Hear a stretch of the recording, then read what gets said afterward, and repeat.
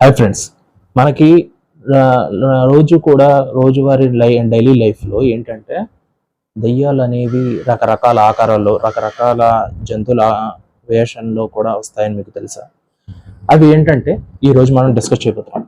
ఏంటి, కొన్ని కొన్ని కొన్నిసార్లు పిల్లి ఆకారంలోకి వస్తుంటాయి, కొన్ని సార్లు కోతుల ఆకారంలో, కొన్నిసార్లు పిక్స్ అంటే పందుల ఆకారంలో, ఒక్కోసారి నాగుపాము రూపంలో కూడా మనకి రావడం జరుగుతుంది. అయితే మీకు తెలుసో తెలీదు, అవి ఉన్నప్పుడు ఏంటంటే మనకి వెంటబడడం కానీ ఏమైనా కనిపించడం కానీ జరుగుతుంటుంది. అలాంటి టైంలో మనం ఎలాంటిది ఏదైనా అతీంద్రియ శక్తి మనకి ఆవహించిందని చెప్పి ఒక అతీంద్రియ శక్తి మన చుట్టూ తిరుగుతుందని మనం తెలుసుకోగలగాలి. ఎందుకంటే మనం ఎక్స్పెక్ట్ చేయలేం. ఎందుకంటే జనరల్గా మనం అది ఛాయ్ రూపంలో కానీ, లేకపోతే ఒక ఏంటంటే నవ్వు రూపంలో కానీ, లేకపోతే ఇలాంటి రకరకాల భయంకరమైన రూపాల్లోనే కనిపిస్తాయని చెప్పేసి మనం అనుకుంటాం.